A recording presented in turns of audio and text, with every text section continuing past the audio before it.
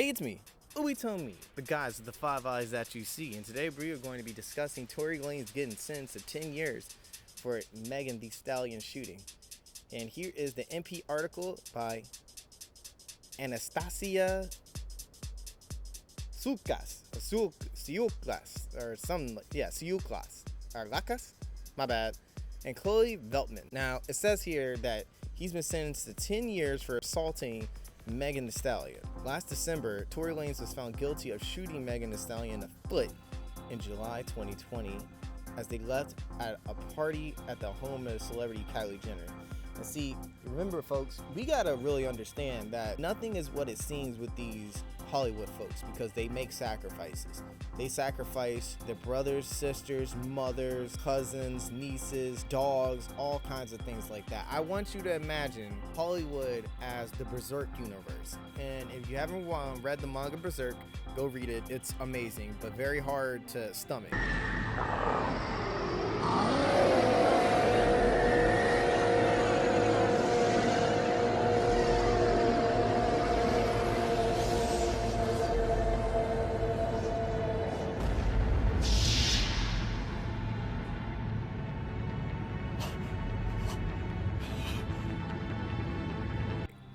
In Berserk, when a person grabs a Bayolet and is able to summon the God Hand, they can offer a sacrifice in exchange for immense physical power that will turn them into an apostle, also known as a demon. But the sacrifice, 9 times out of 10, is usually someone that you love, which is why it makes what Griffith did even worse, because his Band of the Hawk, he loved all them folks. But anyways, before I get too emotional, that's Hollywood is basically like that, not direct one-to-one, but it does require of a sacrifice, an initial sacrifice of who you are as a person and any values that you have. That's why you see a lot of Hollywood people lean hyper-liberalist, because hyper-liberalism creates the kind of diversity and the lack of intelligent thought that lets Hollywood essentially take control through propaganda of people's minds and gives them an infinite loop of consumers and an infinite loop as well of workers that they can abuse. But when the higher up you go, the more esoteric it gets, to the point that the superstars in general, many close relatives of a lot of superstar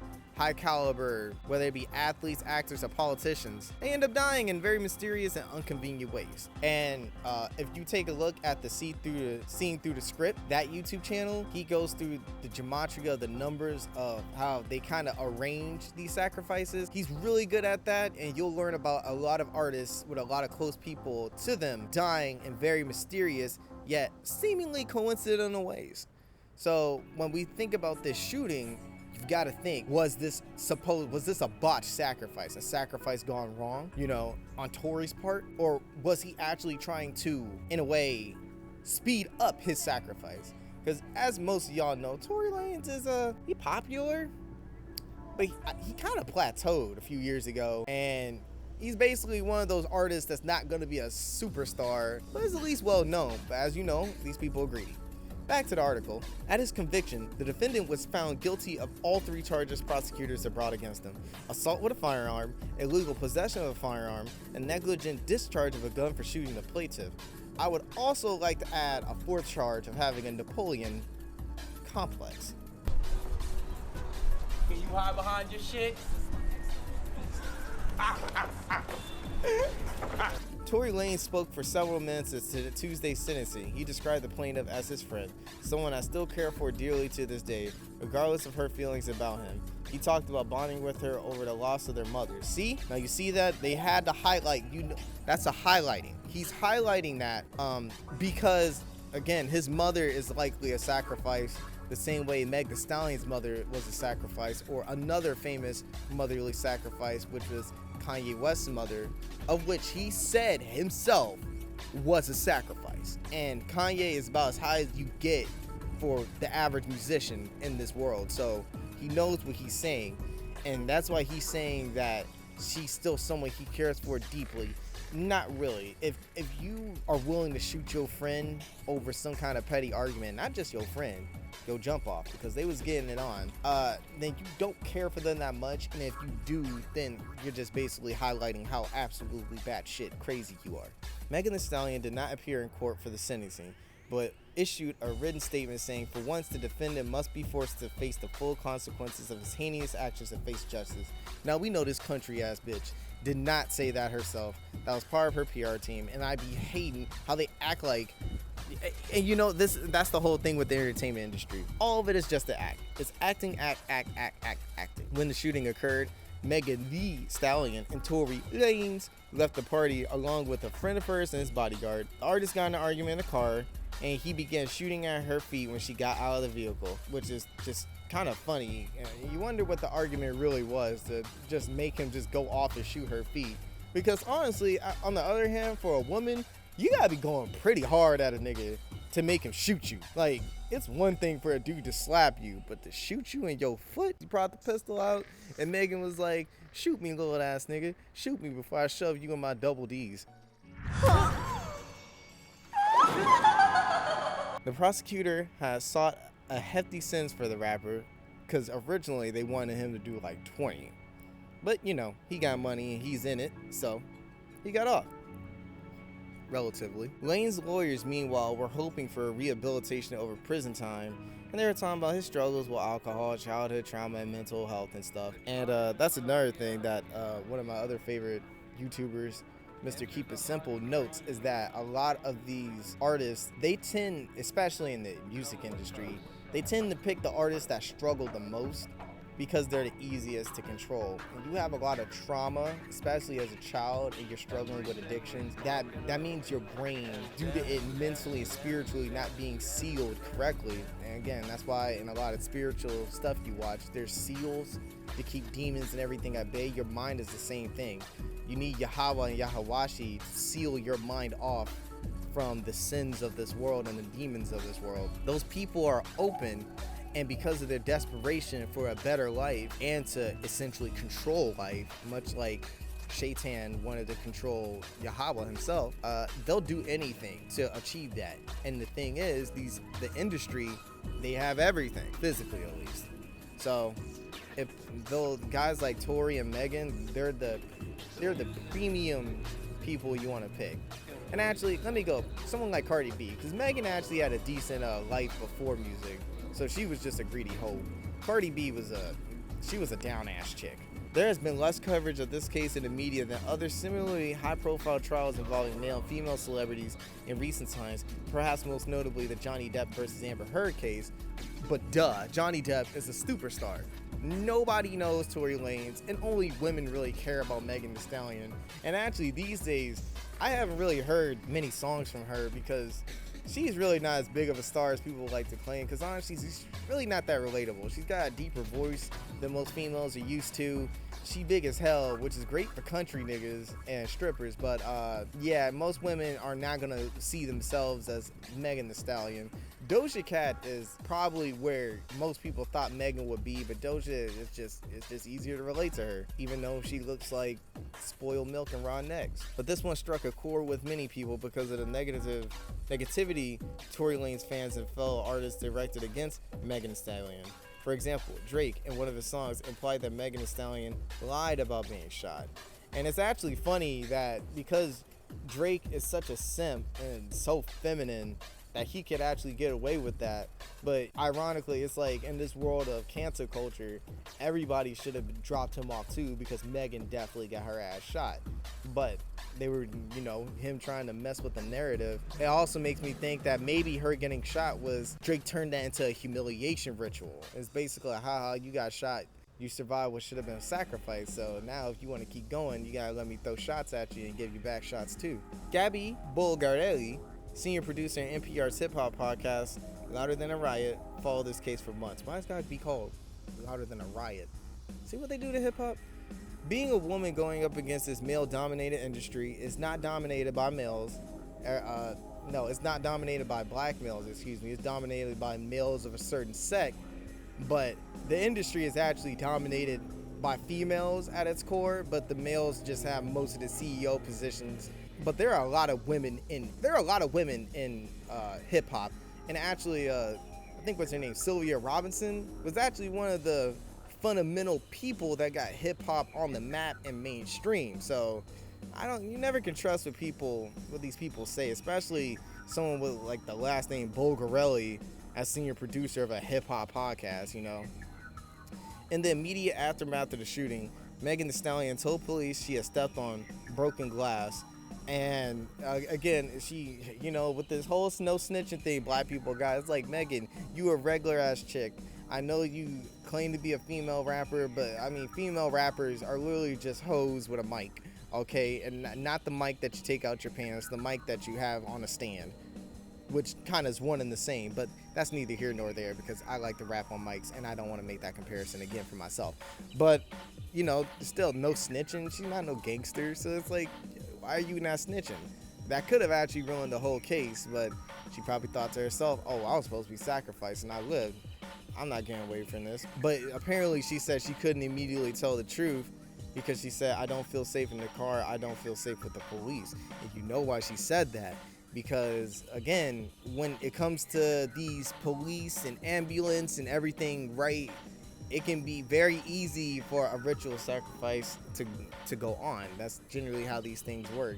They accidentally get shot by somebody or they accidentally have an overdose of Narcan in the hospital. So she knows what was going on. But to round this out, she also testified that Tory Lanez had offered her and a friend $1 million each to keep quiet. On an album released 2 months after the shooting, Tory Lanez included lyrics denying that he had shot her and asserting that he had been framed. And it's like, that I'm pretty sure his lawyers were like, oh my God, why would you do this? That's like basically saying you did because you're freaking rapping about it, To the rap snitches. Rap snitches, telling all their business. Sit in the court and be their own star witness. Do you see the perpetrator? Yeah, I'm right here. Fuck around, get the whole label sent up for years. All right. Ending this article, the maximum sentence for the crimes he was convicted of is 22 years and 8 months. But due to a recently passed California law meant to measure criminal justice reform, courts are now required to impose the middle length of a possible prison term unless there are aggravated circumstances. Judge Harry Ford. That's a funny name. That's Harry Ford. That actually sounds like a good name. You could have a nice brand where you make like shirts for niggas to wear on the beach and get wet in with their Puerto Rican mommies that they just imported from France. I don't know. Denied Tory Lanez's request for a retrial.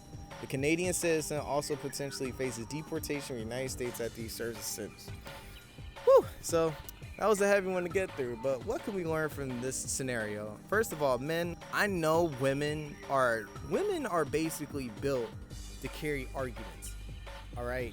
So you gotta understand that if you're gonna argue with a woman, then you gotta have what you need to have, shut that shit down. Because if you can't, then you're not going to win. Because even if she, eventually settles down and stuff, she'll still think against you with no accountability. So if you're gonna argue with a woman, you gotta have your Yu-Gi-Oh trap card, or just stop and walk away. And I know for like some women that you don't have a real relationship with, drop them off. But if you got like a wife or a good girlfriend, first you have to make sure you're keeping your assessments up of, is this really someone I want to be with?